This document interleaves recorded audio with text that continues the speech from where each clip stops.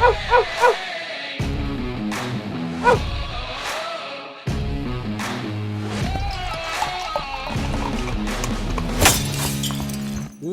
to another edition of the Dogger Pass podcast. This for UFC 257. I'm Paul Shaughnessy, joined in studio by Cody Saftic, coming off the heels of Neil Magny breaking our hearts, Munir Lazez breaking our hearts, literally moments ago.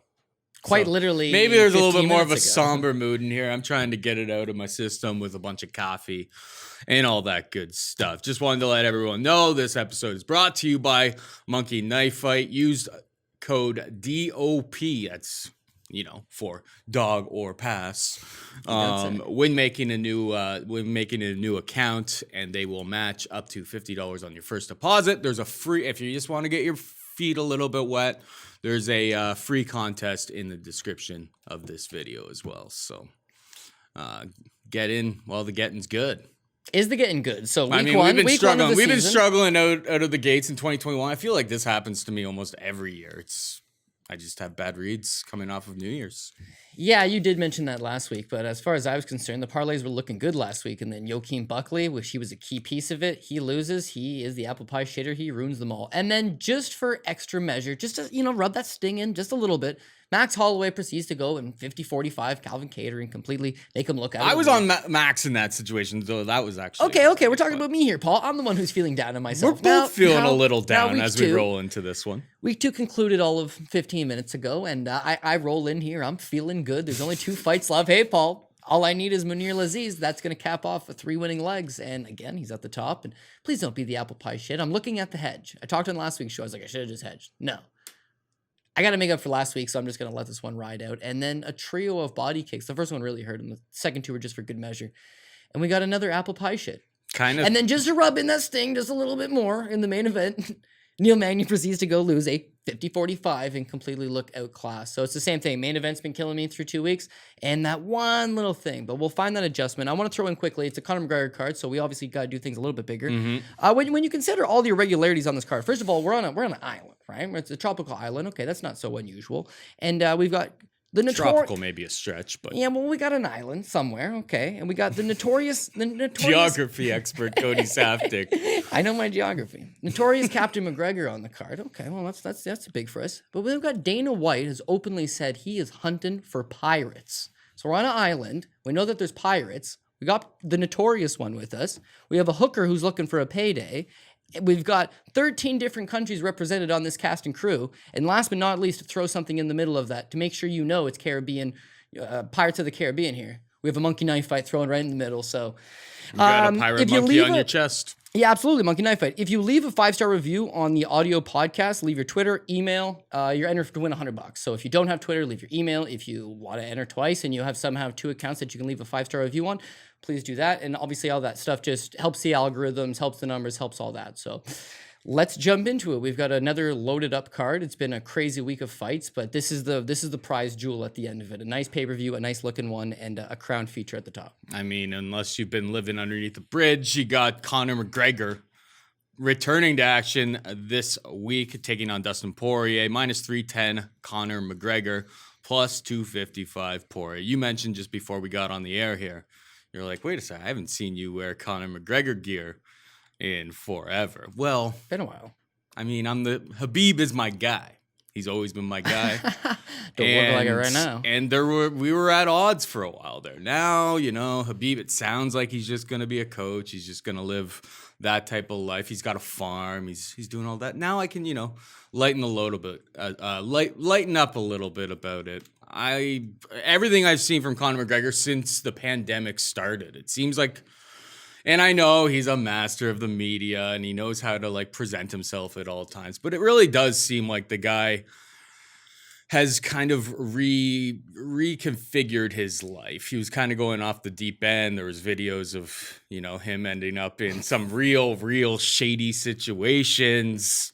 Dicey. I mean, you see everything I've seen from him in training. He looks like he's really filled out that 155-pound frame coming up from 145. He's looking thick. He's looking mean. He sounds focused.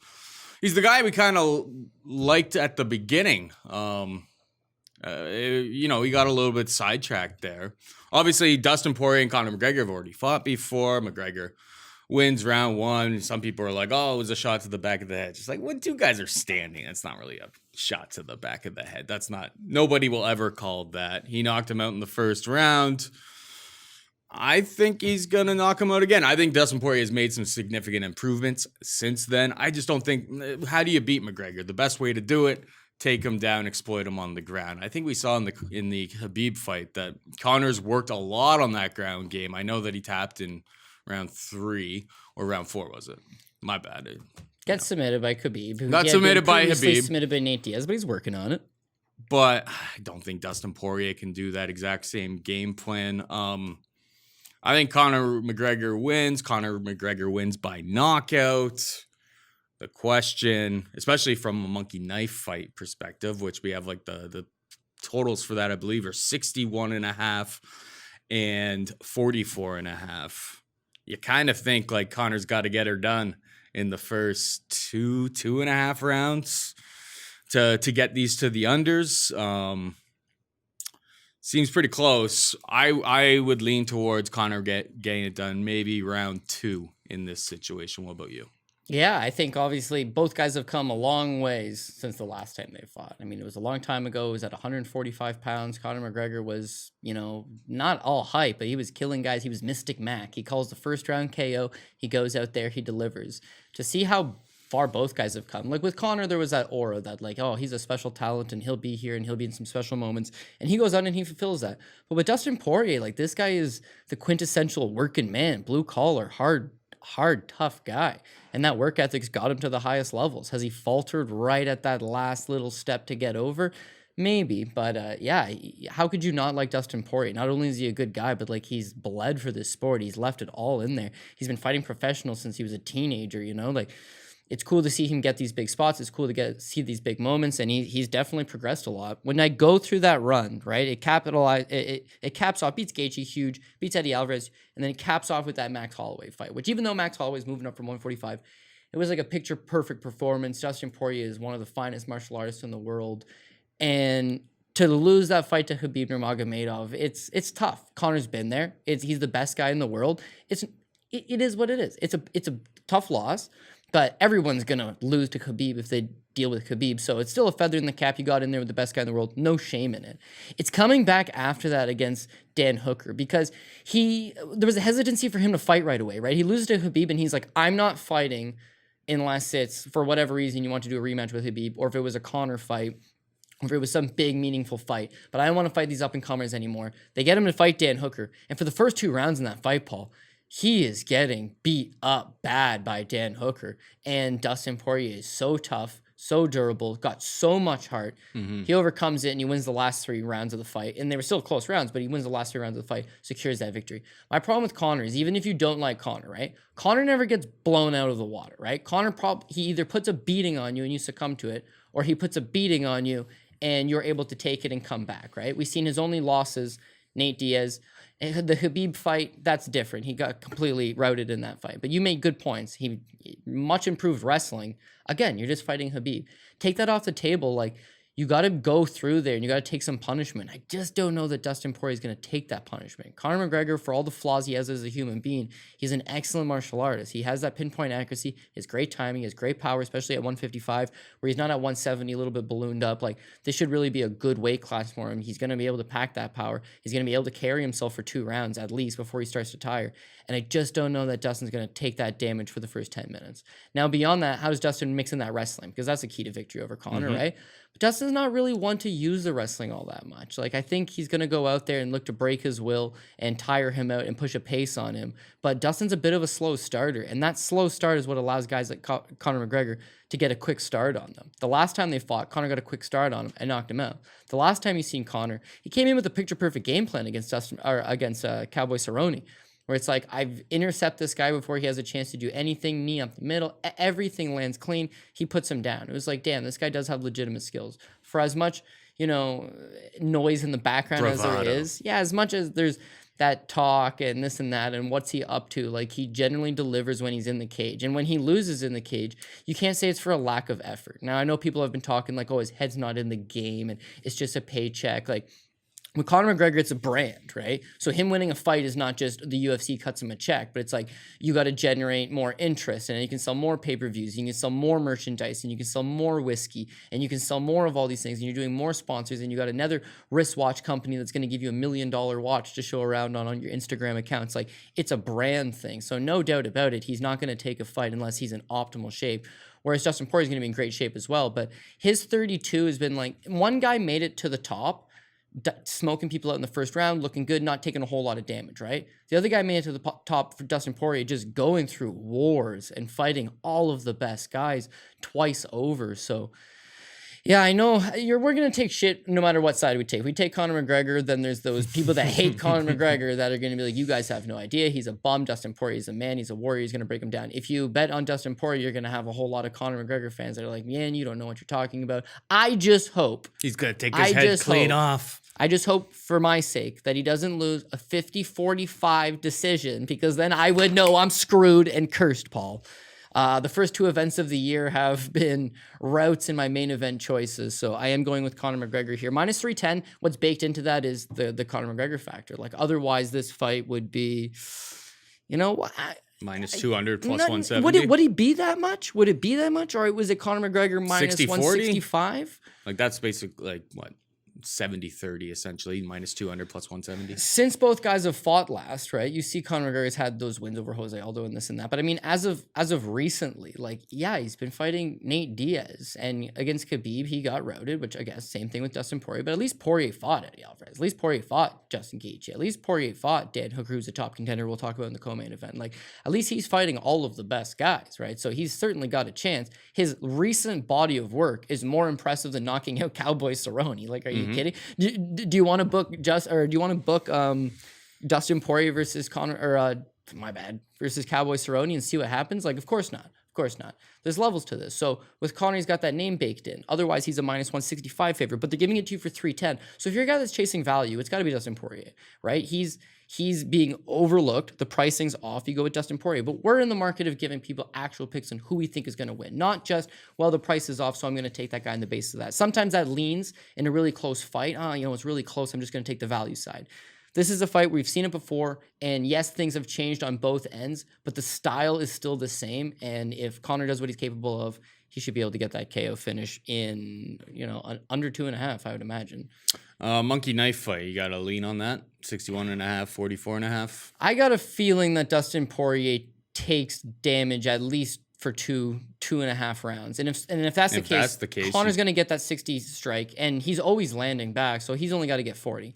If you're betting Dustin Poirier, that's an easy bet for sure to take Dustin on the over 40, but again, like, this is the kind of fight that Conor's got fight-ending power, and Dustin Poirier, it's more of like volume and work rate and output. But again, he's still got a great submission game. He's a BJJ black belt. He's still got big power in his hands. It's just, if you imagine him winning, if you think it gets to 2.5 rounds, you're probably thinking it's a double over situation. Yeah, and because this is the main event, that's kind of where we want some action as far as monkey knife fights. But there's a full card of action, and you want these fights that are gonna go 3 and are gonna be striker versus striker. What we have here is striker versus striker. It just depends if Conor goes out there and does what he did the first time, it's over in under 2 minutes. You hit none of them those totals. If Dustin's super durable and he takes that beating and he comes back and wins 3 or 4 and 5, you still hit both of those over totals. It's if Conor goes out there and sleeps this guy in the first round, which is what he did the first time they fought. Yeah, he was at 145 though, and I think a lot of Dustin Poirier's chin issues kind of went away when he moved up to 155. Imagine you were in one of those retro arcades. Like, right? Look at the wars he's been in with Gaethje and Eddie Alvarez and stuff. Like, the guy clearly he must have been killing himself to get down to 140. And so is Conor. Both of these guys were killing themselves getting down to 145 pounds.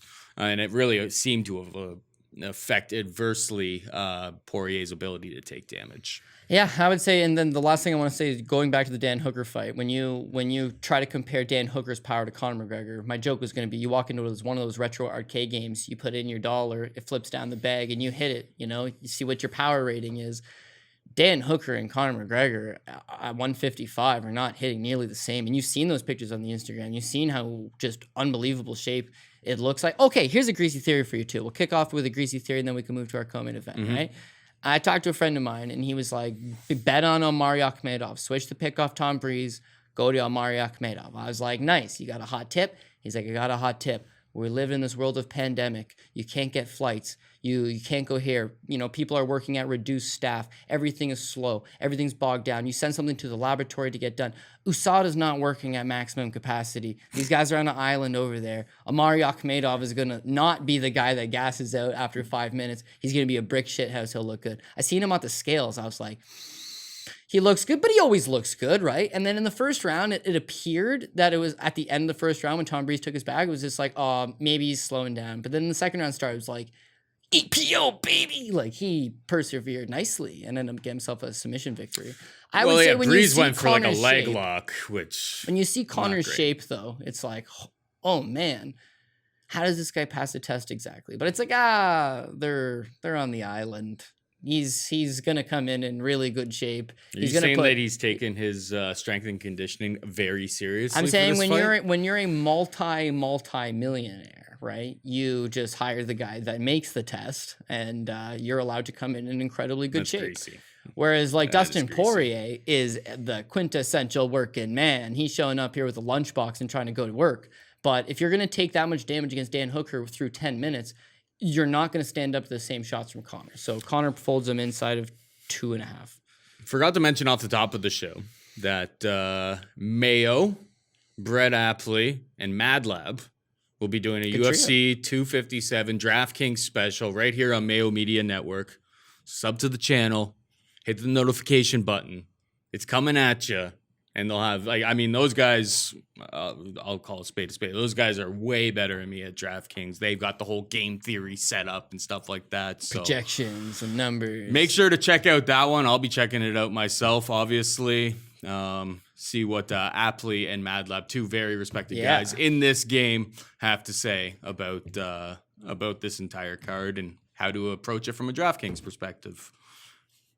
Co-main event, shall we? Yeah, let's move to the co-main. Dan Hangman Hooker takes on Michael Chandler, minus 125. Hooker, plus 105. Chandler. I never really liked Chandler coming over to the UFC. And, really? How could you not? There's nothing personal, really. Well, I didn't like his approach when he first came in because he's like, no. I'm not going to fight anybody. He was just trying to position himself to get one of these title shots. Yeah. I mean, we've seen Freite knock him out, Patricio Freite knock him out. Chin has been an issue in some spots for Michael Chandler. Giving up almost 7 inches of reach against Daniel Hooker. I imagine Chandler's going to want to get to that takedown and get to it quick. Because what we have seen from Dan Hooker is even in his bad performances, if he's getting beat up on the feet, the guy can take an absurd amount of damage. That fight against Barbosa was just a legendary. Life-changing beating, but he's came back after that fight absolutely. and continues to improve. Looks good. I think that reach and his ability to strike, his the angles and his style on the feet is going to pose big problems for Chandler trying to break the pocket. Give me Hooker minus 125. What about you? I'm looking to live bet this fight for sure. So the thing with Michael Chandler is that he is no doubt an athletic specimen. He's got it all. He's a complete package. And that his wrestling, top notch. I mean, he's been in camp for, almost 10 years for the likes of Kamaru Usman. And if you just see those guys wrestle in the gym, it's like, my God, Michael Chandler, former All-American, top notch wrestling abilities. His striking, tight, really good hands, good technical boxing, good calf kick game, good in and out movement, does move the head, massive amount of power for 55, moves like the wind. He's got it all. The one thing, because he's not the perfect fighter, the one thing that I would see as the flaw in his game is that he doesn't have the greatest durability. We've seen him chin checked. He's fallen over. The Brent Primus fight, He's like a 9-1 favorite. Let's get real. No way Brent Primus wins unless this guy blows out his leg, and he does. He like rolls his ankle, and he's just unable to come back from it. It's just like one of those fluke injury type things. But keep in mind when he fought Patricio Freite is a small featherweight who's moving up to 55 to avenge his brother Patricky. That's the only reason they booked the fight. He was like, "You knocked out my brother, I'll knock out you." And Bellator was like, "Okay." Moves up their 45-pound champion. He lights him up in a minute. It's like Patricio is one of the best 45ers I've seen in my life, right? Like he's a fantastic talent. So you don't take too much away from that. And the Primus thing was a freak knockout. So you can't give it too much. Outside of that, I mean, he looks near picture perfect. Cardio has sometimes been a slight issue. If you look at the second Brent Primus fight, it goes 5 rounds, and it doesn't look like he's, cruising the whole way through. The first Benson Henderson fight, same thing. He has a really fast start on him, but then he starts to fatigue. But a lot of that is not necessarily bad cardio. It's that he just works so damn hard. Everything's so fast. Everything's so powerful. And so as much as I was thinking the same thing as you, I like Dan Hooker in this spot, because if Dan Hooker goes... The reach worries me. The reach worries me for sure. Dan Hooker is one of these guys that's extremely durable. So if Chandler lights him up and he takes the beating, then he's going to be able to come back. And on top of that, again, look at what Dan Hooker did for 10 minutes to Dustin Poirier. And if he was to do that to Michael Chandler, it's like, Chandler's not Dustin Poirier, man. Let me tell you right now. Chandler's also 3 months shy of his 35th birthday. So the best fights of his career were spent in Bellator. And the Eddie Alvarez fights took a lot of damage on him. And the Will Brooks fights, Will Brooks of all people, how did he fare in the UFC when he was a highly touted Bellator champion coming over? There is a long history of these Bellator guys coming over and getting served. And Will was like 29 years old, right? He was theoretically in the prime of his life, and he just thrashed Chandler twice. The second time he knocked him out in a no-moss situation. Chandler looked away from the ref and just like waved it off like, I don't want to be here anymore. And it's nothing against his heart. It was just like Will Brooks put a beating on him. Both Eddie Alvarez fights, especially the second one, it's the equivalent of being in a car wreck and going straight through the windshield. Like, his face is mauled. He's taken a ton of damage. You've seen him slow down a little bit, but he's so damn fast still. So why I still think he's a live underdog is that where Dan Hooker struggles is with these guys that are way more athletic and way faster than him that can beat him to the punch. And you've seen it with Edson Barbosa. You've seen it when Dustin Poirier started to find his rhythm. If they beat him to the punch, he is very hittable. He's got a great chin. Mm-hmm. He's got one of those. He is very hittable. He's got one of those Maori warrior chins, but he's very hittable. And you don't want to get hit by Michael Chandler. Is he Maori? No, but he's from New Zealand. You know what I'm saying? Know what I'm saying? Geography expert Cody Saftic back on the case. Well, are you disagreeing that Dan Hooker's Maori, got a great chin? Doesn't just refer to New Zealand people. It refers to the native people of New Zealand. Well, I would say I spent time in New Zealand, so most people wouldn't have noticed that. Another time where I probably shouldn't have cut you off. Maori warrior, because he's showcased it. It's true. Like, you are one of our people. No doubt. You can do the haka, and we will not laugh at you. But all the same, it's like you don't want to put that chin on display too many times. And when you see him versus Barbosa, it's like he might never be the same. The ref probably should have stopped that. Like, that was a bad beating. But just like Barbosa, who's taking beatings like that, that kid comes back. Then you see him against Dustin Poirier, and it's like, that's a really bad beating, man. Like, it's tough to come back from that. And now he's making the attempt to come back from that. Also, the Paul Felder fight, which he won by split decision, arguable that he lost the split decision. And once he started to get tired, Paul Felder started to put some hands on him. He's super hittable. He's there to get hit. And again, when you look at Benson Henderson, great chin, very durable, slick, able to get out of there. Chandler just walks in there and puts one nice shot on him and puts him down. Hooker's got that durability, but if he's going to be getting hit for 10 minutes, he falls over. And that's why I mentioned right at the stop, this is a good live bet opportunity. I'm going to pre-bet Michael Chandler, I believe. And I believe Michael Chandler goes out there and wins the first round at least, and maybe the second round. And if Dan Hooker's still alive and has a pulse after 10 minutes, I'm live betting Dan Hooker. Because even though he might be worse for wear, I don't know. It depends on the shape. If his nose is to the left and his mouth is wide open and there's blood everywhere and Michael Chandler looks the part, well, I pre-bet Michael Chandler, I'm cool. But if there's that sense of like the tide's starting to change and Chandler's getting tired, and even then it's a 3-round fight, so if he's going to go out and win the first 2, I probably be okay with that. You got Hooker. I'm going to take the live dog Michael Chandler, but you made a great point when you said there's been a precedent with Bellator champs coming to the UFC and not faring so well, so hopefully Mike can break that trend. Joanne Calderwood takes on Jessica Evil Eye, -120. Calderwood, plus 100. Where's your head at here? I like Joanne Calderwood on the basis of probably just like the better significant numbers. She goes out there, she's got a better versatile arsenal with the kicks, maybe a longer, rangier striker. Jessica Ai's got the technical boxing advantage. She doesn't quite throw the same volume as Calderwood. But again, when you're just trying to use one primary weapon, which is the boxing, versus Calderwood, who should be able to use, she hasn't got great technical boxing, but use some of your strikes, put your knees and your elbows and your kicks, and just put a pace on her. We've seen Calderwood.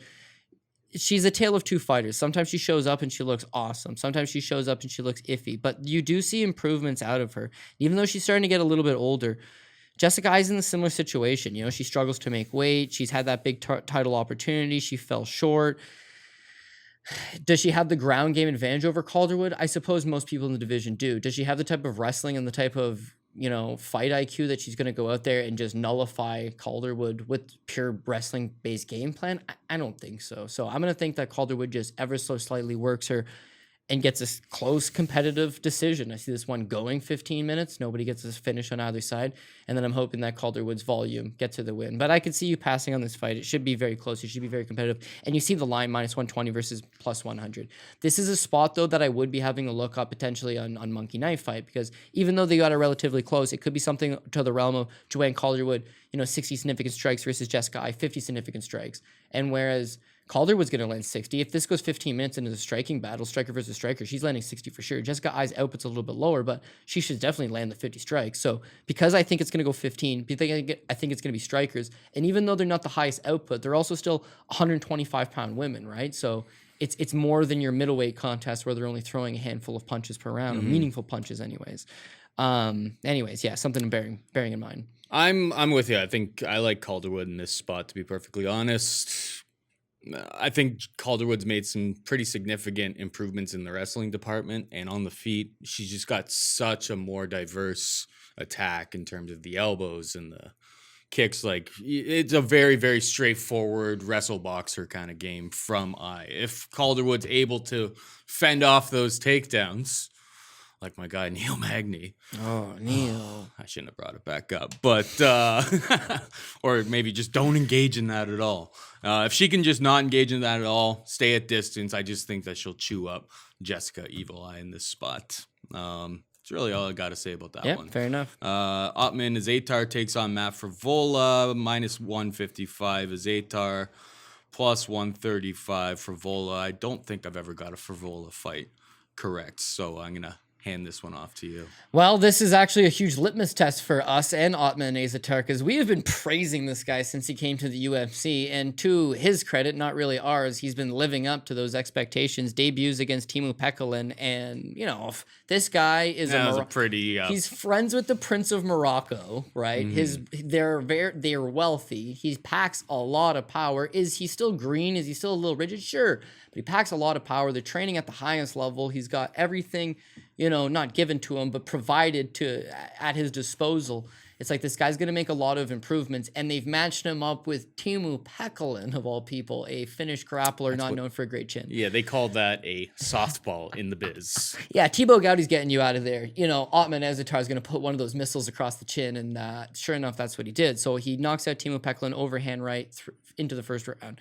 Then he gets Kama Worthy a second time out. Well, Kama Worthy's everybody's darling. He's going out there and he's pulling off the big victories. He's been coming out as an underdog, and there's a lot of love going into that fight for Kama Worthy. But again, Kama's hittable. He has been knocked out 5 times in his career, most of those coming inside of the first round. And this is another situation. We talked about the main event. You are going to get hit. Are you going to be able to take those strikes? With Teemu Pekkalin and Kama Worthy not able to take those strikes, and Ottman Azaitar beats those guys. Matt Frevola, the perception on him, and maybe I'm largely one of those people that has been back in that narrative, is that this guy can't take a punch. His chin never really was all that good. He came to the UFC, the fight with Polo Reyes, he's knocked out in a minute. Now, he's undefeated at the time. He's too green. He's too young. And Polo Reyes, of all people, knocks him out in a minute flat. After that, he fights Lando Venata. And in the first round, he's getting dropped silly by Lando Venata. But that's where he does have a suspect chin, but he does not have a suspect heart. If you don't knock him out, he just keeps coming at you, and he puts a 10-8 round on Lando Venata and ends up settling for a draw. The Jalen Turner fight, he just keeps working him and going. And that's why Matt the Steamroller Frevola, the rock and roller, The guys out of New York, I mean, they love him. Matt Serra, Aljamain Sterling, and these guys, they love him because no, he's not that finesse guy that you've seen from the gym. No, he's not a powerhouse like Muradov, but like he gives these guys rounds in the gym every day, and he is tough. And you would best make sure you knock him out. Moving on from that, he's again an underdog against Luis Pena, but the writing's on the wall. Their Pena's a bust prospect, and Matt Frevola is the kind of guy that, you know, he's become a nice little gatekeeper. If you're not for real, he's going to expose you. Sure enough, he gets a split decision over Luis Pena. That fight being over a year ago, that's a repetitive theme on the last two cards. A lot of these guys are coming off 13, 14-month layoffs. All they did is just not get a fight in 2020, and I think that's pretty understandable, right? But he's coming off this long layoff against Ottman Azaitar. If the narrative is this guy can't really take a punch, Ottman's knocking him out in the first round. If Ottman doesn't knock him out in the first round, Matt does what he does. He just keeps grinding away at you. The two guys that have attempted a fight, Ottman Azaitar, Timo Pekkalin doesn't have any wrestling, and he wasn't really pursuing any takedowns. He was just there to get knocked down. He did. Kama Worthy can wrestle, opted to stand, and he got knocked out. This guy's not looking to stand for a prolonged period. Matt Frevola will stand long enough to close the distance, or when you're tired in the second or third round, maybe put together. But this is a good fight. This is a close fight. I can see people chasing that plus 135 dog tag on Matt Frevola because he'll give you, his best chance. But I'm going to take Ottman Azaitar, and again, I'm going to earmark this as a live bet fight. Where if Ottman, I'm going to have if he doesn't get him out of there, or if he's not just landing at will. Yeah, I'm gonna have him pre-bet, and in the first round, if he goes out there and he knocks him out, then I've won my bet. If he goes out there in the first round and puts it on him, and Matt Frevola, again, we've seen Matt Frevola lose rounds before, but he didn't get knocked out. His chin did check out. I know his cardio is not going away, and I know they're gonna have a great game plan to make adjustments in round 2 and 3 going forward. So good spot to potentially get a live bet. And also, if you are a Matt Frevola backer and he loses that first round, you're going to get a much better price than plus 135 on it as well, knowing that this is a guy that's capable of coming back in 2 or 3. But in my mind, if I played the fight out 100 times in my mind, Ottman Azaitar is knocking him out more times than not. That seems like the most likely path to victory. However, with Matt, he's been kind of making a reputation of doing this. But in Abu Dhabi, where he is a star because of the Moroccan descent, I expect this to be like the kind of fight that they want to showcase him again, which they've done the last two. We got Amanda Ribas taking on Marina Rodriguez, minus 290 for Ribas. Rodriguez plus 245. Ribas was supposed to take on Waterson in this spot. Rodriguez coming in on a shorter notice. I mean, it's a pretty steep price tag, but she's really showed us in her last few fights that she's kind of got skills everywhere. She's very athletic, quick, and the grappling is super, super slick. Is there any concern here at minus 290 for you, or? Yeah, so I am going to pick Amanda Ribas, but just to say what the concern is, because it is minus 290, so, what exactly do you not like about it, is that she's been built on the fact that she's young, 27, she's out of American Top Team, she's a lifelong martial artist, she looks the part. But again, she's 27 years old. She's young. And to this point, she beat Emily Whitmire in her UFC debut. She exposed Mackenzie Dern, which in hindsight, big win. But also not like the end-all, be-all wins. Beat Ronda Marcos by decision, and then is coming off a win over Paige Van Zandt, right? So a nice little run. You see her getting better. You see her improving. I like what I see. I think she's going to be able to get this fight to the ground. I think she's going to be the stronger fighter. I think her cardio checks out. I think she's got the better grappling. She should get the win. But Marina Rodriguez poses a lot of problems coming in on short notice. Yeah, she's on short notice. But listen, she's long, she's rangy, she's a power striker, and she can give you fits. How you beat her is with the grappling. But if you stand in front of her, like, she's there to do some damage. And I've been really impressed what I've seen from her, that she comes to the UFC and she got a draw against Ronda Marcos, but the Jessica Aguilar fight, shot version of a girl that shouldn't have been there in the first place. Old-timey legend, like a Tara LaRosa. Yeah, someone who didn't keep up with the times. Yeah, of course not. Barb Honchak, same thing, right? But she went out there and landed 130 significant strikes, absolutely busted her up, looked good. The Tisha Torres fight to follow it up, she doubles up Tisha Torres on the significant strikes. She takes down Tisha Torres, and she ultimately defeats Tisha. And you see how good Tisha is, right? It's like, damn, Marina Rodriguez is competing at the highest level. Then she gets Cynthia Calvillo. Wouldn't you know it? She wins the first 2 rounds against Cynthia Calvillo. And then in the third round, that takedown defense rears its ugly head. And she got beat up pretty good, dominated in the third round. She ends up with a 10-8 third round, which leads to a draw. But it's like, to this point, you've got to win over Tisha Torres. You got a very competitive, you won 2 rounds against Cynthia Calvillo. She follows that up by losing a split decision to Carla Esparza, which is a coin flip. Could have gone either way. This girl's legitimate. She's fighting the best girls in the division, and she's giving a good account of herself every time out. She's not fighting Paige Van Zandt. Are you kidding me? She's not 27. She's 33 years old. She's ready to rock. And yeah, she's short notice, but again, it's like one of these spots where they know that there's fights. Every manager's got an email. We're looking for fighters with their medicals in place who want to fight. They're in shape. Her taking the fight on short notice, not crazy. So yeah, I got Ribas because I think she's going to be able to get the fight to the ground, and that's where it's going to... Marina Rodriguez is not great at getting back up, right? If you stand with her, you've got a problem. But Ribas being at an ATT and having, the guidance of guys like Mike Thomas Brown, the game plan surely is not going to be stand with the long rangey striker for 15 minutes. Like, she's going to mix in those takedowns and get the win. But at 290, it's not a great price. It's that... Here's a young, good-looking, undefeated prospect coming off a win over a pretty girl who everybody knows. And, the other girl's 33, coming off a loss, had a draw. Like, it's just not a sexy and look. And, the Dern fight, now Dern has made a lot of improvements, but the game plan was very, very straightforward there. Just don't engage or try to avoid engaging in the grappling at all costs against Mackenzie Dern. If you keep it on the feet, you're way faster and way more slick than this girl. Yeah, and Ribas' biggest win is Mackenzie Dern, right? Because outside of that, it's Ronda Marcos, but let's just stick with Dern. But you can make the argument on either side, right? If I put you on the spot and I was like, who wins, Mackenzie Dern and Tisha Torres? That's an easy one. Right? That's a no-brainer. If I told you who wins Mackenzie Dern versus Cynthia Calvillo, I mean, certainly the favorite by the betting line would be Cynthia Calvillo. Dern could catch her with a submission, so let me tire her out. Who knows? But Cynthia Calvillo's and Carla Esparza, give me Carla Esparza all goddamn day over Mackenzie Dern because she's a much better wrestler, won't get taken down, and you see the improvements in the striking. So on one hand, you got Marina Rodriguez is fighting former champions, Carla Esparza, former title challengers, girls that have been at the highest level, whereas Ribas looks good and is developing, and we've seen with these prospects sometimes like it's a little too much, a little too soon. And I myself had Munir Laziz, it's got to be about 45 minutes ago now or an hour ago. And it's like, here's a good looking prospect, comes to the UFC, wins that fight. He's got some shine on him. He's taking on a savvy veteran who's not great, but has fought in Colby Covington, and he's fought in Kamaru Usman, and he's fought in some of the best guys in the sport, and he's a 500 type fighter at this point. He's been through the meat grinder already. Yeah, but he knows something, and he could attack, and if he attacks and he puts you in a vulnerable situation, turns out you've never been body kicked like that. With Ribas, it's like, where is that pressure cooker situation build that maybe if she falters a little bit? But I am going to pick her, but the 290 is not the greatest price tag going. I agree with that. We got Arman Tsarukyan taking on Nasrat Haqparast, minus 260 for Tsarukyan, plus 220 for Haqparast. I mean, everything that we've seen from Arman Tsarukyan right now just seems like the stand-up is super, super fast, crisp. Maybe not the most technical. I don't know. I'm not an expert on that. Grappling completely on point. I mean, look at both of these guys' ears. I was looking at their ears earlier. Well, because a lot of the times you just I respect both of these guys. Yeah. He's got those crinkle cut cauliflower.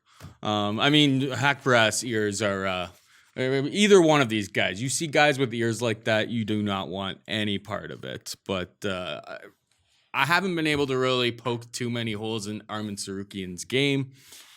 Maybe the one thing that we really haven't seen is maybe there's a chin issue, but we haven't had any sort of sign that is an issue. Haqparast on the other side, that has been his one kind of downfall for, a rising prospect. I believe both of these guys are 24, 25 each. 24 and 25, yeah. So right. This is a real, this is a fight that we may see the rematch of this fight in 5 years type of thing, because these guys are going to be around for a while.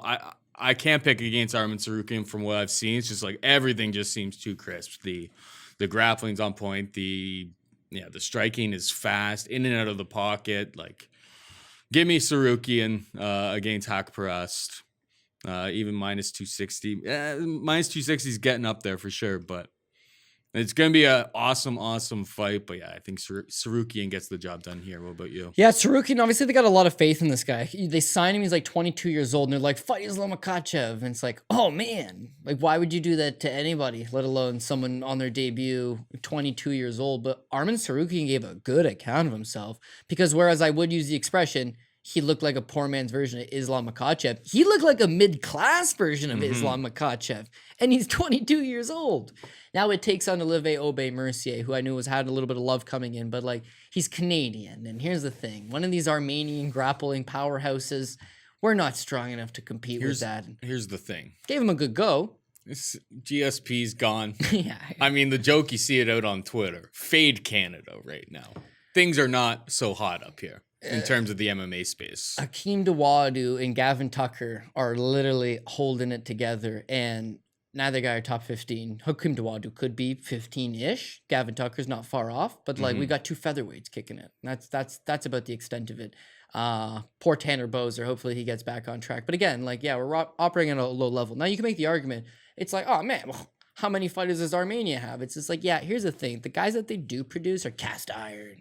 And he's one of these guys that exactly it. I mean, he's just extremely tough. He has a grappling base. He's spent time with a lot of Russian fighters as well. And he's just kind of got that style. He's so young that he's learning on the job, but I like what I see. Now he goes from that debut loss to Islam Makhachev to fighting Olivier Aubé-Mercier, where he doubles him up on the striking stats. He takes him down twice. It's a good performance, a learning performance. And then coming against Davi Ramos, it's like Davi Ramos, former ADCC guy, right? Like he's a high-level grappler. Again, he puts a beating on him with the striking. You really see where he's improved in that element. And he's got the wrestling as his back pocket. He didn't mind grappling with a guy like Davi Ramos. And again, we talk about the high level Davi is. Now you give this guy a year plus off because he hasn't fought. And again, he coming in, I suppose it's not that long. But you just see the improvements from him from fight to fight because he is still so young. Now you got 25-year-old Nasrat. And Nasrat, everybody darling, myself included. I think this guy's the real deal. I think this guy's going somewhere. He looks legit. Comes to TriStar. That I didn't care for, but they're putting together great game plans for him. He's growing, and he runs into Drew Dober. And he was actually a sizable favorite against He's Drew like minus Dober. 300 favor against Dober. Yeah, he's a minus officially on this one thing. A 350 favorite over Drew Dober, and he gets knocked out. Prior to that, he had been looking great. His striking had been looking awesome. His output's great. He couldn't knock out Tebow Gowdy, that's a problem, but he put like 130 significant strikes on him. After the Dober loss, he looked shaky against Munoz, but again, he puts 120 significant strikes on him. He's got great output. He's got good striking. He's a long guy. At 25, I do think that if he can put away that Dober fight in the rearview mirror and put 2, 3, 4 fights together, I mean, sky's still the limit for him. But the UFC has done him no favors in giving him another superstar type prospect. So it's prospect versus prospect. The reason why I'm leaning, I'm going to probably pass because the line's blown out. It's a good fight. It's a close fight between 2 young up-and-comers. The difference is that Armin can strike and can grapple and has great cardio, whereas Nasrat can strike and has great cardio, and his grappling's okay, but Armin's going to have those advantages in there and should be able to get this guy down and should be able to take this guy out by, well, not take him out, but win a decision. But the minus 260 is like, this guy's going to win for sure. He's one of the biggest favorites on the card. No doubt he's going to go out there and walk through Nasrat. And like, what would give you that impression? That Drew Dober did it? Turns out Drew Dober is an absolute gangster, right? Turns out Drew Dober training with Justin Gaethje did a lot. Has really turned that guy's career around. Yeah. And unlike his also stablemate, Neil Magny, he decided, I'm going to stand and fight to my strengths in this spot and not initiate these clinch attempts against Nasrat Haqparast. Yeah, the wounds are still a little fresh here, guys. Still so fresh. Ultimately, this is a dog or pass type fight, I think, for me, because it's close and it's just the 220 is big. I want to pick Nasrat, or I want to take Tsarukyan, I really do. The problem there is that it's just too big. I could see him end up being my apple pie shader, and then I'd say, I still have only 24. He'd win over Davi Ramos and Olivier Mercier. Like, there are levels to this. He was looking good against lower level guys, but Nasrat's not a joke. But it's another fight that I've earmarked for a potential monkey knife fight spot because I think it's going to go 3 rounds. Armin throws crazy output. I mean, you look at the fight with Davi Ramos, 91 significant strikes landed. Flip side to that, Nasrat Haqparast has landed over 100 significant strikes in 2 of his last 3 fights. And Nasrat couldn't knock out Tebow Gowdy. He's not knocking out Armin Tsarukyan. And Tsarukyan has proven to be more of a grinder decision guy type himself. So we've got 2 guys, high output, good striking, in a fight that's likely to go 15. It's a monkey knife fight for sure. Brad Tavares takes on Antonio Carlos Jr., minus 135 Tavares, plus 115 ACJ. I mean, I think the whole question of this fight comes to, can Brad Tavares stop the takedown from ACJ, who doesn't necessarily have the greatest wrestling. But if he does get you to the mat, his jiu-jitsu is world class. Brad Tavares, I'm leaning towards, maybe not even so much leaning. Like, I don't think ACJ's got great takedowns. Maybe he can catch a kick. Maybe he can get him up against the cage, pull him to the mat or something. But I think much more often than not, Brad Tavares, I know he's getting up there in age. He's been in the UFC for a long time. I think he keeps us on the feet, and he should be able to pepper him, outbox him.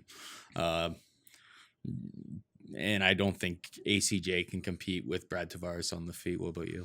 Yeah, I like Brad Tavares as well. Not like as in love, but I do like him in this spot, and I think he should be able to get the victory. Both guys, again, repetitive theme is that they're coming off these year-plus long layoffs. Now, who would that favor? Definitely Brad Tavares, in that Antonio Carlos Jr. has had cardio problems his entire career. When he was a good prospect coming in, cardio problems, wins fights quick, or else he fades out. The man one time lost a fight to Dan Kelly on the basis of he just tires out so fast after the Couldn't first get round. the sub, tires out. Oh my God. And then after that, he rights the ship, right? And namely, I was in the arena at the time, lost UFC 207, and he takes on Marvin Vettori. And that'll sit as that little crown jewel as a nice big win for him. But he just fought a young version of Vettori, and he landed a couple takedowns and won at 29-28. Since then, the wins include Eric Spicely, since been released from the promotion, just lost in 55 seconds in UAE Warriors. Jack Marshman, never really got going in the promotion, since been released. Tim Boach, savvy veteran, used to have some great times, but at this stage Long in the in game, the tooth. yeah, and no longer with the promotion. Then he takes on Ian Heinisch, who's not a top 15, but he's a mid-level opponent, no doubt about that, medium level. Same thing. He has a good first round. We make the joke, Heinisch don't get rear naked choke because of his time on Rikers Island. And as soon as he doesn't get that first round submission, it's like, oh shit, wheels are falling off again. Heinisch hustles him up. He wins a split decision. Good win for Heinisch. Okay. Then the Uriah Hall fight. Wouldn't you know it? He takes Uriah Hall down. He takes his back. He looks good in the first round. And when he did not finish him in the first round, wheels fall off completely. He's completely tired and he doesn't have great striking. Now I get he's only 31 years old. Maybe he's made improvements, but it's hard to make improvements in the cardio realm because you're never pushing yourself as hard as you are in a fight. Best way to shore up that cardio is to be fighting all the time, which he hasn't been. He's got a long layoff. He's always had cardio issues. It's a problem. Now with Brad Tavares, maybe he does get taken down in the first round, but it's beyond that. He just got to keep coming at him. He's just got to put a bit of a pace on him. You talk about Brad Tavares' cardio. 2 fights back. This is the crazy how MMA works. 2 fights back, he goes 5 rounds with Israel Adesanya. And then the very next fight gets head kicked by like a 21-year-old kid in Shabazian, Edmund Shabazian. That's like, how do you go from the world champion and like didn't win any of those rounds? Izzy's fights are kind of all over the place in that respect, though. But Brad goes 5. That's something that you can take away of it. He's fought guys like Israel Adesanya. He's fought high-level guys. He has been knocked out a few times, but his chin's not really that big of a question. I know he's coming off a loss, but he's had that year-long layoff since between. He's 33, so is he old in the tooth, starting to get there, but maybe has a couple decent performances left in him. And beyond that, takedown defense has never really been a huge issue for him. I guess he's not fighting a whole lot of wrestlers. Yeah, that's the thing, is that he's not getting all that tested, but ACJ's wrestle game isn't like, maybe that's all he's done for the last. It's good in the first round. In the first round, he takes you down, he controls you. He's so big and strong. If he just can get a waist body lock, lock, he'll just peel you to the ground, right? With Brad, though, he's just got to stay on his back foot, move, and counter on this guy. ACJ's got a huge reach on him. It's like 78 inches or something. It's like massive, but he's not a very good striker. So when he puts the shot out, it's there to be countered. The main thing is that you have to tax this man. You have to work this man because you might lose the first round. We might be going after the first round. Oh, shit, Brad Tavares. But just know, second round's going to start standing. We stuff those takedowns. We'll do the exact same thing that Dan Kelly did. We'll do the exact same thing that Ian Heinisch did. We'll do the exact same thing that Uriah Hall did. But the blueprint is there. And Brad Tavares has been full-time out of Extreme Couture in Las Vegas the last 10 years. No doubt during this pandemic, everyone's in Vegas. Everyone's training. I would say he's got the skills and hopefully puts them to good use. Minus 135 looks like a decent enough price tag. But again, it sounds probably like I'm super confident in the spot, and it's Brad Tavares. It sounds like the play here is make sure that he doesn't get submitted in round 1 and look for Brad Tavares. Potentially, if he loses round 1, potentially he'll be like an underdog in that spot. Live bet spot, exactly. Just I mean, if Tavares just puts hands on him early, you're not going to get minus 135. But yeah, there is that risk that, while they're dry early in the fight, ACJ's grappling is pretty elite. when he gets it to that position. He's just not the best at getting it to that position. And obviously the cardio doesn't check out for 3 full rounds. Anything else you got to say on that one? No, that's pretty much it. I think it's a close fight, but we're both going to side with the same guy. Sarah McMann takes on Juliana Pena, -130 McMann, +110 Pena. How old is Sarah McMann now? Sarah McMann, yeah. 39? Mama Bear McMann is 40 years old. 40 years old. Fuck. Yeah. I mean, I feel like this is such a good stylistic matchup for Sarah McMann. It's Juliana Pena doesn't exactly pose the biggest threats in terms of her striking. What does Juliana Pena try to do? Wrestle, control, grapple. I mean, we're talking about Sarah McMann. Mama Bear McMann is an Olympian. -130, the price seems more than fair. The only concern that you run into is kind of like Sarah McMann when she took on Jessica Ai, is that if this doesn't turn into a wrestling match on either side and it just turns into a striking affair, it could be low volume and kind of like not much happens. And, it could be less of an edge, but I feel like Sarah McMann should control grappling exchanges. There's levels to the game, as we've said in the past. And remember when Pena took on Shevchenko, everyone was talking about... She gave a good account of herself. She gave a good account of herself getting the takedowns early, but... Yeah, armbar. Yeah. And, like, she wasn't... The level kind of caught up to her. Is that, like, against Valentina's grappling was super, super good as well. I mean, I think it's just for what Pena likes to do in her fights. I just think this is a really, really tough stylistic matchup. The big concern, obviously, 40 years old, coming off of the Christmas holidays and all that good stuff. But she's a workhorse. I know she's a workhorse, and she was training. Yeah. She was training with your Corey McKenna. Corey McKenna recently. McKenna had a solid performance against Kay Hansen. Mama Bear McMann for me. What about you? I got to go the other way, and I do recognize it's a close fight, and that they have similar past victories, and that they like to grapple. That's how they like to get it done. Juliana Pena is not on the same level remotely of the wrestling, but her grappling's pretty good. She's big, she's strong, she's physical. I think part of her problem is that the long layoffs, the long inactivities, right? So looking at Juliana Pena, she came off the Ultimate Fighter and won the Ultimate Fighter. It looked like sky's the limit for her. She looked really good. Defeats Sarah Moras in the final, what a joke. Jessica Rakoczy, okay. Miliana Dudieva, what a joke. Winning Jessica Ai, big win. The win over Kat Zingano was a big win, certainly at the time, right? This is 2017. They're more or less irrelevant, not necessarily Jessica Ai, but you get what I'm getting at. And she gets that fight against Valentina Shevchenko. This is a world title fight. This is who we've come to realize is the GOAT. And again, she does a really good job in the first round. I thought she won the first round. The second round, she's doing good in the second round. She gets a takedown. She ends up on top, and she gives up an armbar. At the time, it was like, oh, the kickboxer got an armbar. But it's like, no. This girl's got skills. Good at everything. She's absolutely got skills in every aspect of combat, including armed combat as well, right? Mm-hmm. They call it for the bullet for the reason. But then after that, she got pregnant. She had a child. She got married. Life seemed to get in the way. She's still young. She fought for the title. She was like 28 years old. But instead of being like, oh, this girl's going to shore up some things and come back and fight Valentina again, that would have been a cool little storyline. But it's like, she vanished off the map. She came back 2 full years later. In fact, it's 2.5 years later against Nico Montano. And I didn't think she looked good. But it's almost understandable that she was away for 2.5 years and she had a kid and she got married and life got in the way. And she's doing commentating gigs for Combache Americas and like, again, she won against Nico Montano, a former world champion, if you'll consider that a true fact, which it is, crazy enough.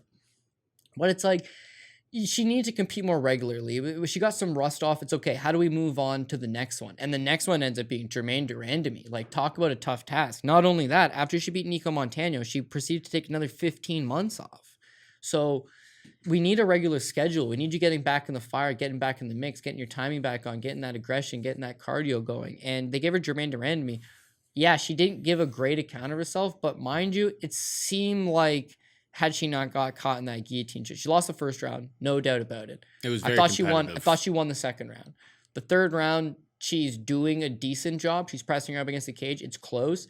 And she goes deep on that takedown for whatever reason, like really hard in the paint, 90 seconds left, and gets snagged up in a guillotine choke and choked unconscious, because this girl's got heart for days, by the way. Good I chin. was on GDR, Didn't but wanna trust tap. me, I was not picking GDR by sub. I don't think anybody was. No, not a And it was a close fight, and it was a good fight, but think about how good Jermaine Durandamy is. And again, a former world champion, someone who's fought at 145 pounds, is such a credited kickboxing background.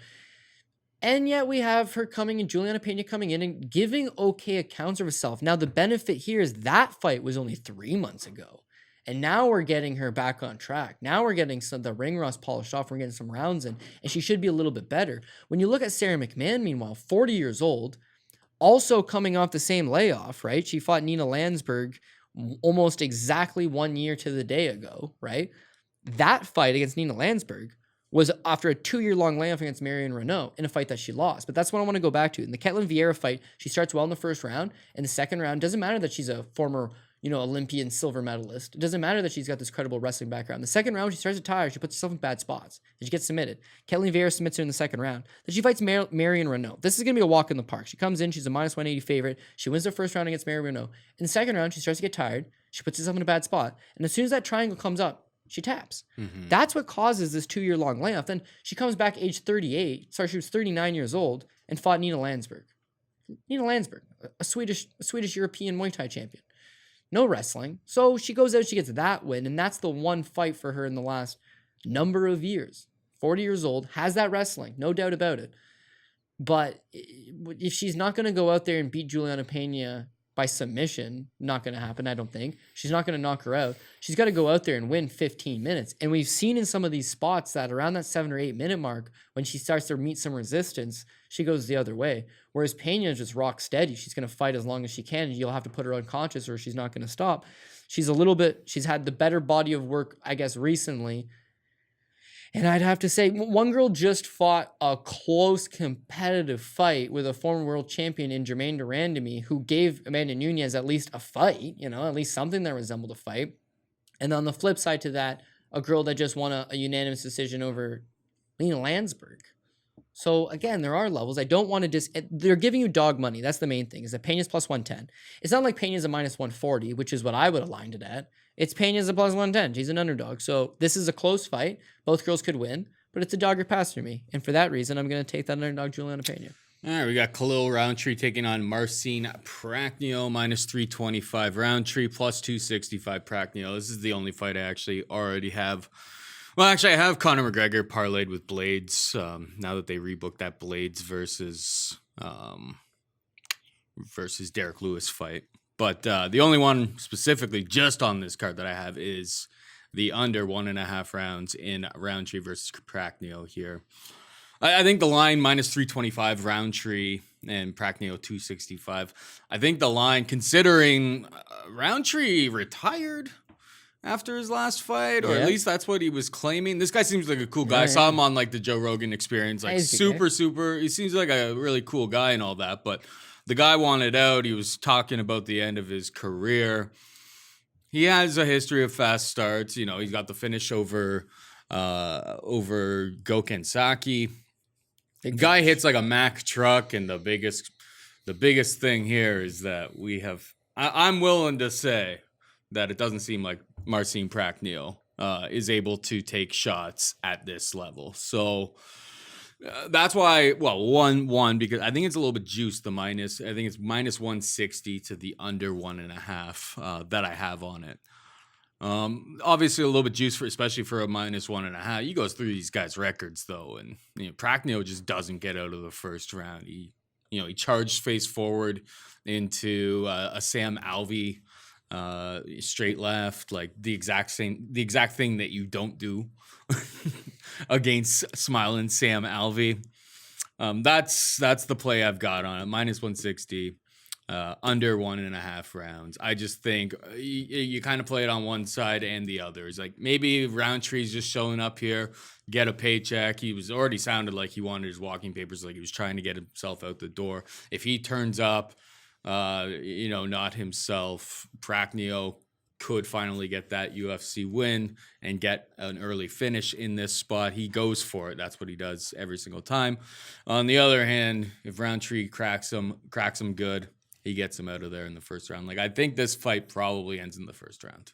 Yeah, I think that the under 1.5, the under 2.5, the fight does not go the distance. Are definitely spots that you're looking at. Marcin Prachnio, what we've seen throughout his whole career, really, but certainly his 0-3 run in the UFC, is that he can't take a punch, man. He's been knocked out in the first round in all 3 of those fights. Now, the level of competition is kind of middling, at times. Anyways, Ankalaev is my boy, and that was another bad one for him, but he's just got a reckless style. And it starts off with the Sam Alvey fight where he got hurt initially, but then he runs face forward into it and gets knocked out by Sam Alvey. Sam's got power, so you give him a pass.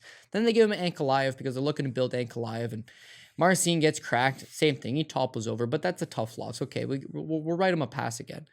Then he gets Mike Rodriguez. Mike Rodriguez just absolutely cuts right through him. It's like this guy can't take a very good shot. He's got like a karate style.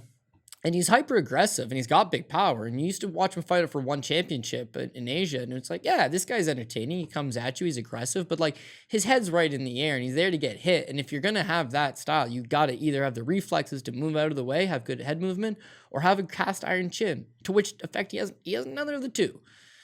He's getting knocked out now, right? To give him Khalil Rountree is a big disservice because Khalil Rountree, if anything, can absolutely starch somebody. He's got that big power. Now, you talk about the frustrations, and they're definitely there. He loses his last fight against Ion Cutelaba. He announces a retirement. He was supposed to fight Sam Alvey. The event got rescheduled due to COVID. He wasn't interested in fighting. He was actually linked to making his heavyweight debut against Greg Hardy, and then came out and was like, this is bullshit. Those negotiations aren't close to being finished. Why are you announcing it? Like, you're strong-arming me, basically. And now he seems unhappy. But he's only 30 years old, and he's been training full-time at Tiger Muay Thai for the last year. And we know he's got striking skills. We also know he's a brick shithouse. Taking him down, yeah, that's your path to victory. But keep in mind, right, he struggled versus Andrew Sanchez. He struggled versus Johnny Walker. He struggled versus Ion Cutelaba. All those guys are fringe contender, top 15 guys. Johnny Walker's a top 10 guy, let's say. They're not top 5. They're not the highest level of the sport. But he's still fighting good guys, whereas Marcin Prachnio is running headfirst into strikes by pretty much anybody. You don't want that to be the case against Khalil Rountree. Everyone will be quick to point to the fact that it's like, man, look at this power. He knocks out Daniel Jolly 52 seconds. He knocked out Paul Bear Drew Craig. He's got a decent chin on him. First round and like absolutely lights him up. And then he'll never live this one down. It's one of the greatest finishes in his career, for sure. The Gokhan Saki win. But it's the Eric Anders decision win that's most impressive, where for 15 full minutes, he put a absolute devastating, picture-perfect beating on him. He dropped him. Like, what's the knockdown count? I got to see the knockdown count. Anders is pretty durable. Anders is durable, and Anders is a guy that is way bigger and stronger and more experienced than Marcin Prachnio. He's going to take those shots, whereas most guys aren't going to. For Khalil Rountree, if he touches you, you're going to have a problem. And this is another one of these spots where like Marcin Prachnio at some point is going to get hit. Now, flip side to that, Khalil Rountree has suspect gas tank. If you can get him out of the first round, if you can even in the first round, we've seen guys put it on him. But again, those guys that are putting it on him are Johnny Walker with a crazy elbow. Holy shit, I did not see that one coming. And Ion Cutelaba, it's like, the guy's like the Tasmanian devil with his approach to fighting. He's going to catch guys. He dropped Eric Anders 4 times in that fight, which, like, how many fights have you seen not stop where there was 4 knockdowns? He outstruck him 79-16. I don't see Marcin Prachnio getting up from 4 knockdowns. He actually got knocked down twice against Sam Alvey. It took 2 to put him down. But, like, Sam Alvey's a former welterweight who then moved to 185 and then moved to 205, and his power's not at 205 anymore, except for the time he fought Marcin Prachnio. Whereas, like, Khalil Rountree, they were just talking about him fighting Greg Hardy at heavyweight. He has power for days. He's a big light heavyweight. His pecs are like... Kagoosh. Like, if he touches you, it's a problem. And like my friend from Poland, probably shout out to our boy Rob, might not be a good day for Poland on this card. No. I mean, well, I don't think for Prachnio, it's like, I don't think he probably expected to get another call to the big show. I'm surprised the UFC gave him one, because at some point I thought he was done after that in third 10 years knockdown down the road when knockout. When the guy's in old maybe folks this is a home nice little Jell-O. payback. They're like, they tried to strong arm him to go up to heavyweight to fight Greg Hardy, and they're just like, here, enjoy. I got a Gracie go theory. crack this chin. You just brought a Gracie theory to my head. It's minus 325, so the price is pretty wide. I just want the under minus 160. You can maybe get it at some shops at minus 150, which is pretty juiced for an under 1.5, but like the writing's on the wall. That's what happens to Prachnio when he fights guys at this level. So my theory now, which I've just come up with as you were talking, is Khalil Rountree signs with the UFC off the Ultimate Fighter. He would have signed a customary 4-fight contract, right? That 4-fight takes him through the Paul Craig win, in which he would have signed a 6-fight deal. Mm-hmm.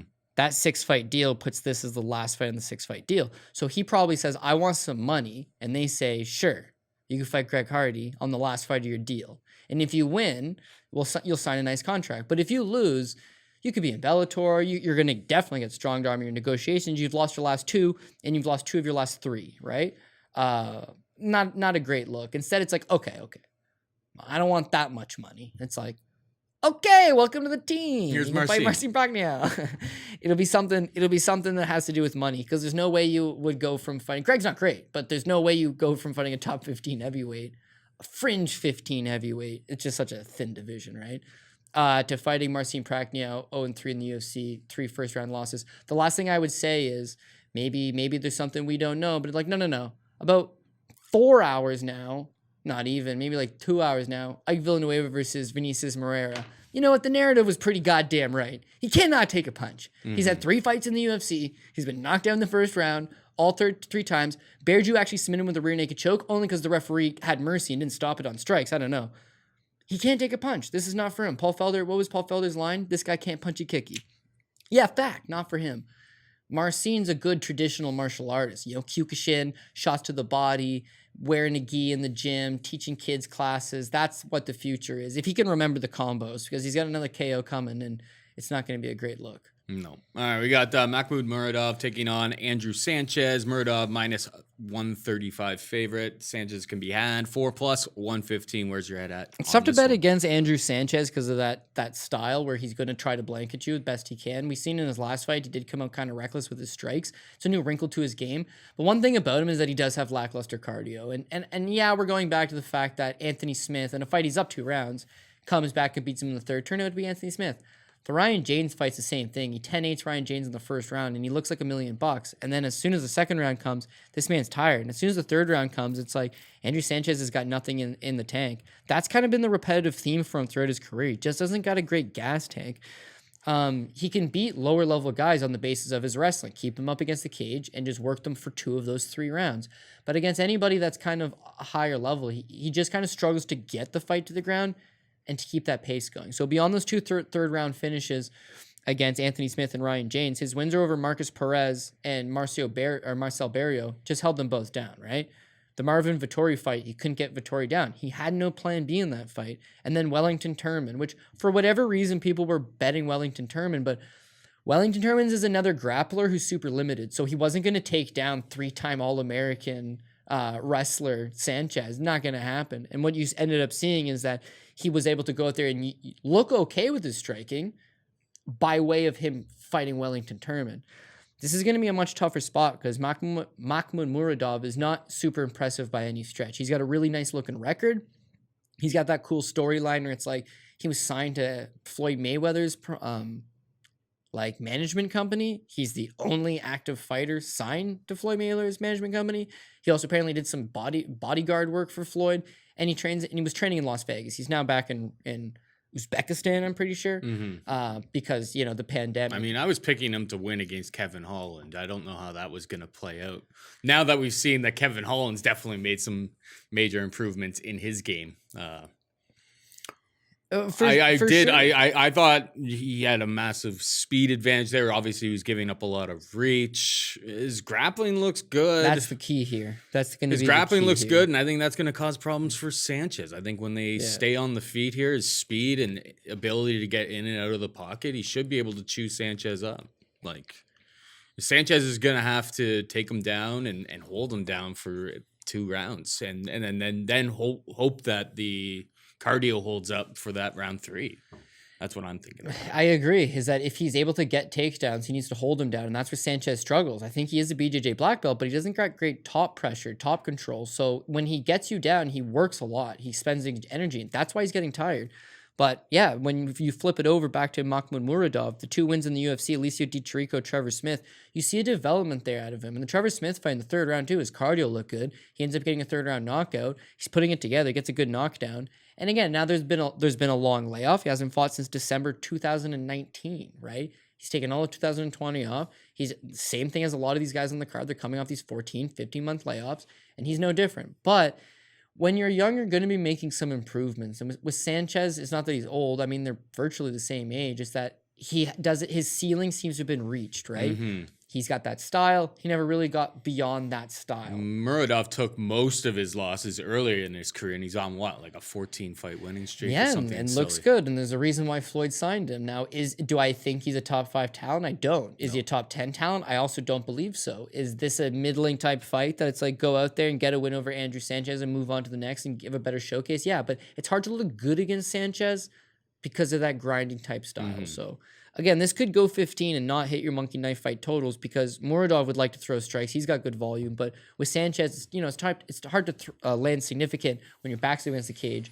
And Sanchez is not going to land a ton of strikes himself because he's mostly just shooting it on takedowns and trying to tie you up, right? So I'm going to take McMann Muradov, but it'll be a sweat if Sanchez just grinds us down against the cage, right? You'll be kind of yelling at the TV a little bit.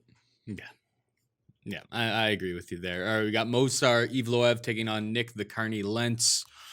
Evloev minus 425, Lentz plus 340. Can Lentz make this dirty? I know Evloev's best work gets done on the feet, utilizing his speed. Obviously, he likes to go to the wrestling and the grappling as well, but his last time out was against Nick Lentz? No, Evloev's last time out there. Oh yeah, Mike Grundy. Yeah.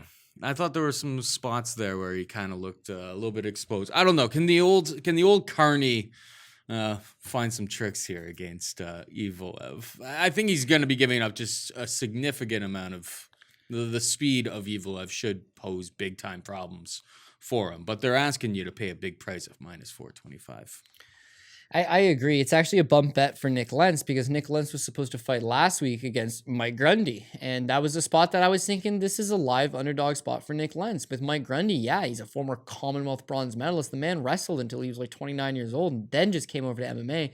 There's spots where you can expose this guy. And Nick Lentz has got a nasty guillotine choke. He's got good cardio. He's got serviceable striking better than Grundy's. Grundy's, big right hand, but that's about it. It's like this guy's going to push him, maybe catch him late. But then the fight gets canceled. Grundy pulls out. They book him a week later, and they gave him the man that beat Mike Grundy, which is Movsar Evloev, who is now just a much tougher task. Like with Nick Lentz, he's got that former Minnesota State University of Minnesota, D1 wrestling. But as far as it's translated in the UFC, like he's not one of the top wrestlers. He's got good wrestling, not great wrestling. Evloev probably slight advantage, in fact. As far as the striking goes, experience is all day experience goes towards Nick Lentz. Mm-hmm. He's fought all the best guys. He fought Charles Oliveira 3 times. Technically went 0-2 in a no contest, but realistically went 0-3 and got beat up all 3 times. But what I'm saying is that he's been there against a lot of top level talent, whereas Movsar Evloev is a former bantamweight champion at M1, comes to 145 pounds to the UFC, has been beating some up and comers, lower level guys, beat Barboza, getting a couple decent wins along the way. But with Nick Lentz, he's a big 45er. This is a guy that fought at 155 pounds, and maybe he could go out there and pose a couple problems for sure. So the line seems a little bit wide, but ultimately it's like I think that the Russian fighter is the better. He's better. He's got better skills all around. And even though the savvy veteran could show him something, the better skills should win out, right? And we talked about last week on Monday with Muradov versus Umar Nurmagomedov. And it was like, listen, the guy does appear to be better. He has better striking. He has better wrestling. He's maybe a little bit untested because he's still got an undefeated record. And he's a really big line. He's a 5-1 favorite. So there's some hesitancy to not overlook Muradov. But then when you see the fight happen, it's like, this guy looks good, man. And the savvy veteran is savvy, but he just doesn't have enough there to show him. Nick Lentz is a better veteran than Muradov, sure. But he's also at the tail end of his career, and the Mike Grundy fight would have been a fun fight. This could still be a fun fight, but I got to think that. Massive speed advantage, I think, for Evloev. And I would say a striking advantage because Nick Lentz is going to be more like overhand rights, single shots, trying to intercept on like the entries and stuff. Yeah, and if he decides to push that pace to make this an ugly, grindy affair, Nick Lentz's cardio has traditionally been really good, but he's had bad weight cuts to 145. His body's shut down on him on 145. He bailed on the weight class altogether, went to 55. and then just realize looked way too small. these guys are just too damn big. I'll come back down to 45. And now he's taking on a former 35er, so again, but that's where you'll see the speed. The smaller man's going to be faster, and the smaller man can wrestle. Grundy is a much better wrestler than Nick Lentz, doesn't have the BJJ, doesn't have the top control, and he takes down Movsar Evloev down 6 times. But you see Movsar just get out. You also see Grundy with one hell of a tight choke on Movsar Evloev, and the kid is super calm, super patient, works his way out. So we know that Nick Lentz loves that guillotine choke. He's got a nasty guillotine choke. The way he set it up against Will Brooks, it was a thing of beauty. If he sets up something like that again, I am going to be sweating. But I know Evloev just needs to take his time, work his way out, get back to it, and put it on. 425, bad line. I do have Evloev. I think I would push out of Evloev by decision. Don't have a number. I mean, Russians right in front Russians of me. on the island, man. Yeah, exactly. It's like, sea level Kane. They're just like mythical creatures. Russians on the island, bud. Real quick, Movsar Evloev by decision, just to see if we can improve that. He's already moved to 485 from 425, and we just started the show, right? Yeah, it moves. Yeah, no, that's what I mean. Like, people obviously like him. The fights just ended, so people are looking at the next card and going, "Ooh, yeah, ooh, that's a parlay piece right there." You know what they're saying? They're going, "Ooh, Russians on the island." Mm-hmm. Evloev by decision is -145. That to me seems a lot better than nearly 5-1. Let's go with that. He's been a decision guy, right? Keep that in mind. And Nick Lentz is still tough. 100%. All right, and finally we got Amir Albazi taking on Zhalgas Zhumagulov. Pretty much a straight pick here. Albazi was actually a significant. I think it was like -140, -150 maybe even last night, and it seems like people are coming in on Zhumagulov. Do you have a hot take on this one? Russians on the island, bud. He? No, He's he's, like he's not. Yeah. Kazakhstan-y? No, outside. It was just a joke. This card actually features, if you look at it, you got USA, Ireland, New Zealand, Scotland, Morocco, Brazil. And we're leaving the island. Armenia. There weren't very many Russians. Germany, Poland, Uzbekistan, Russia, and Kazakhstan. But he's got the OV, and if you got an OV, it's good enough for me. Zhalgas Zhumagulov, when you watched him prior to coming to the UFC, it's like, ooh, there's a lot to like out of this guy. He's one of those Kazakh-type fighters that very strong, good striking acumen, good scrambles, good wrestling, very, very strong, as I mentioned, can carry that later in. He's not one of these guys that just comes to the UFC and there's some hype on him and he's a former champion in Russia. It's like, no. This guy had wins over Tyson Nam, Tagir Ulubekov, and Ali Bogatinov prior to coming to the UFC. Like, he's a refined version of himself. Then they offer you up a sweet little +130 price tag with him versus Rolion Pava. So I'm all on this guy. He's got good experience. He's got a good base. I've watched him in Russia. Again, striking, good power striking. Doesn't knock guys out, but lots of volume. He's super, super awkward. That's one thing about him, is that you'll never see striking like that probably anywhere else. And that unorthodox movement sometimes gets him in trouble. That haircut too, really. When I was in Pretty Abu awkward. Dhabi, I met 25 guys that looked just like that, and they would have all taken your lunch money. Oh, of They're course. just so goddamn strong. They were all in like unbelievably good shape. They're all ripped, and it's not just like this guy's cutting weight, he's ripped. It's like that's just what they walked around at. He personifies that tough idea that you have. The Rolion Pava fight, meanwhile, he comes in as the underdog. I'm touting him. I thought he won the fight. I know a lot of people that thought he won the fight. He outlanded Pava 66-52 and took him down twice, right? But he didn't look good because that movement, he's slow and he is hittable. And he does stuff where it's like, man, what are you doing? You're allowing these spots to slip away from you ever so slightly. With Amir Albazi, I like him. He looked really sharp in his debut against Malcolm Gordon. I was touting him on the show to get a first-round KO and be the pick of the week. He goes out, he delivers. He gets the triangle choke, but he goes out there, he puts a good performance together. Beyond that, man, he was fighting with the Brave FC regional scene, fighting mid-level guys, comes in here. This is a big task taking on Zhalgas, who's got way more experience, has been 5 rounds, fought the bigger name guys, could have won against Rolion Pava, and that's the last thing I want to get at. If you're a casual fan, if you're someone that tunes in once in a while, you probably don't know the name Rolion Pava, but the guy's a badass, right? He's a super tough fighter. That's why Zhalgas had such a good reputation in Russia and was still a +130 underdog against Rolion. Because people are like, yo, dude, this guy's legit. His striking's awesome. He's really good. Shout out to Rob again, because he's a Rolion Pava guy. And Rolion Pava does get the win. Bucks me. Blew a parlay, but does get the win. But Zhalgas should have won. give a good account of himself. Not a great account of himself. Still looked weird, but hopefully those adjustments have been switched. He comes in here. He's 5'4". He's a switch stance fighter. Again, he is awkward. There are spots that Albazi will probably look good in it, but ultimately I think he works him over, and he's minus 115. It's an even money fight. That seems appropriate to me. So I would take Zhalgas.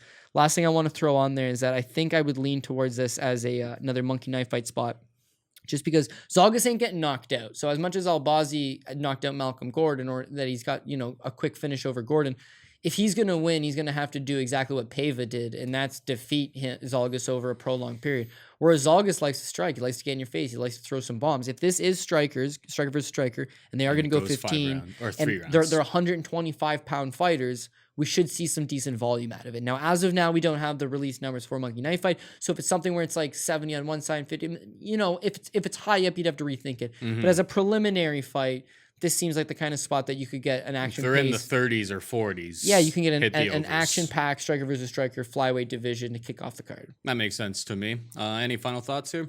No, I mean, listen, I don't want to get in my own head, but I want to get us back on track here. And yeah, I mean, this is the best time to do it. Again, we've got 12 fights, and I'm only really looking at 3 underdogs. I'm looking at Michael Chandler, who's plus 105, not even a great price. Nasrat Haqparast, and that was just a dogger pass. It wasn't like an earmarked dog that I really liked. And we've got Juliana Pena at plus 110. Outside of that, we're going with a lot of favorites. Who's going to be that one to shit in the apple pie? Again, it's all about constructing the lineup properly. Laziz, he screwed us. Buckley screwed us. It wasn't like we had 2 or 3 fighters wrong in these parlays. It's just that one. We just got to figure out who's that one going to be. Mm-hmm. Conor McGregor doesn't seem like a parlay piece, especially at 310. Hooker and Chandler are not parlay pieces. The Calderwood fight's going to be really close. Ottman Azaitar, I like him. Is that a parlay piece? Frevola going to give him something. Ribas, 390 is just a big price tag. The Tsarukyan and Haqparast fight, no, that's not parlay material. Brad Tavares, parlay material, are you kidding? Juliana Pena, parlay material, are you kidding? Khalil Rountree, it seems like Khalil Rountree's going to win this fight, right? But Khalil Rountree at the top of your parlay, which, by the way, has happened before, is not a good That's why I said I prefer, man. I just want the under in that fight, to be perfectly honest. Muradov and Sanchez, yeah. You know what I'm going to maybe try to do is instead and one of... guy hasn't asked for take his some release. Decision props. Put some decision props together. Yeah. And that way, who cares who wins? Fights just got to go the distance. And there's a lot lot of these fights. Moves are by decision. I think we came across. I like the under 1.5 rounds in Rountree versus Prachnio. Maybe I'm a little bit gun shy because it's been a little bit of a rough start to 2021, but we'll get back on track. We always do. Yeah, I would say Albazi versus Zhumagulov goes to decision. Evloev versus Lentz goes to decision. McMann Muradov versus Andrew Sanchez going to decision. Brad Tavares, ACJ going to decision. Tsarukyan versus Haqparast going to decision. Ribas versus Rodriguez going to decision. Calderwood versus I going to decision. And then we got knockouts. McGregor Poirier inside the distance. Hooker versus Chandler probably inside the distance. Azaitar fight's probably inside the distance. Khalil Rountree's fight's going to be inside the distance. And that's it. So, yeah, if maybe we go for some decision props instead of some straight out picks, because, yeah, this is a tough card. But, yeah, what can we do? Hit him with the PRP, as you already know. Conor McGregor, Michael Chandler, Joanne Calderwood, Ottman Azaitar, Amanda Ribas, Nasrat Haqparast, Brad Tavares, Juliana Pena, Khalil Rountree, Mahmoud Muradov, Movsar Evloev, and Zhalgas Zhumagulov. Maybe going to have to get a little greasier than normal and chase those props. Because, again, we just talked about that minus 500 Evloev, but minus 145 by decision. That's how I'm going to get the juice back that otherwise you can't really give on these 5-1 type fights. But that makes sense. Yeah, all we can do is hope and pray that the MMA gods give us a bounce our way and we get things going again.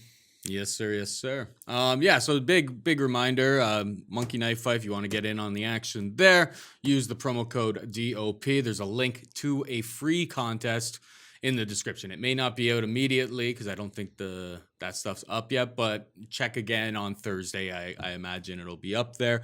And Mayo, Apley, and Mad Lab will be holding it down on the DK picks. That'll be up on Thursday on Mayo Media Network. So sub to the channel. Hit the notification. It'll be up there. Smart guys, they'll have some interesting takes and kind of play their takes off of ours.